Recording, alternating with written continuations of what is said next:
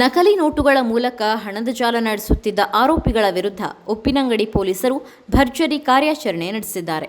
ನಕಲಿ ಕರೆನ್ಸಿ ಮುದ್ರಿಸುತ್ತಿದ್ದ ಅಡ್ಡೆ ಮೇಲೆ ದಾಳಿ ನಡೆಸಿದ ಪೊಲೀಸರು ಹೈಟೆಕ್ ಉಪಕರಣಗಳನ್ನು ವಶಪಡಿಸಿಕೊಂಡು 7 ಮಂದಿ ಆರೋಪಿಗಳನ್ನು ಬಂಧಿಸಿದ್ದಾರೆ. ಉಪ್ಪಿನಂಗಡಿ ಪೊಲೀಸ್ ಠಾಣಾ ವ್ಯಾಪ್ತಿಯ ಅಡಿಂಜೆ ಪ್ರದೇಶದಲ್ಲಿ ನಕಲಿ ಭಾರತೀಯ ಕರೆನ್ಸಿ ನೋಟುಗಳನ್ನು ತಯಾರಿಸಲಾಗುತ್ತಿದೆ ಎಂಬ ಖಚಿತ ಮಾಹಿತಿಯ ಮೇರೆಗೆ ಪೊಲೀಸರು ದಾಳಿ ನಡೆಸಿದ್ದಾರೆ.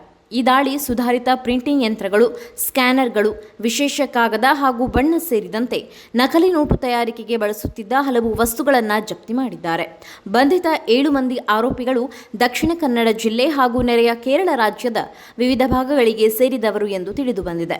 ಪ್ರಾಥಮಿಕ ತನಿಖೆಯಲ್ಲಿ ಈ ಜಾಲವು ತಯಾರಿಸಿದ ನಕಲಿ ನೋಟುಗಳನ್ನು ಗಡಿಭಾಗದ ಪೆಟ್ರೋಲ್ ಬಂಕ್ಗಳು, ಸಣ್ಣ ವ್ಯಾಪಾರ ಕೇಂದ್ರಗಳು ಹಾಗೂ ಸಂತೆಗಳಲ್ಲಿ ಚಲಾವಣೆ ಮಾಡಲು ಸಂಚು ರೂಪಿಸಿತ್ತು ಎನ್ನಲಾಗಿದೆ. ಬಂಧಿತರನ್ನ ನ್ಯಾಯಾಲಯಕ್ಕೆ ಹಾಜರುಪಡಿಸಲಾಗಿದ್ದು, ಪ್ರಕರಣದ ಹಿಂದೆ ಇನ್ನಷ್ಟು ಮಂದಿ ಭಾಗಿಯಾಗಿದ್ದಾರೆಯೇ ಎಂಬ ಬಗ್ಗೆ ಪೊಲೀಸರು ತನಿಖೆ ಮುಂದುವರೆಸಿದ್ದಾರೆ. ನಕಲಿ ಕರೆನ್ಸಿ ಜಾಲವನ್ನು ಪತ್ತೆ ಹಚ್ಚುವ ಮೂಲಕ ಉಪ್ಪಿನಂಗಡಿ ಪೊಲೀಸರು ಮಹತ್ವದ ಕಾರ್ಯಾಚರಣೆ ನಡೆಸಿದ್ದು, ಈ ಪ್ರಕರಣದ ತನಿಖೆ ಮುಂದುವರೆದಿದೆ.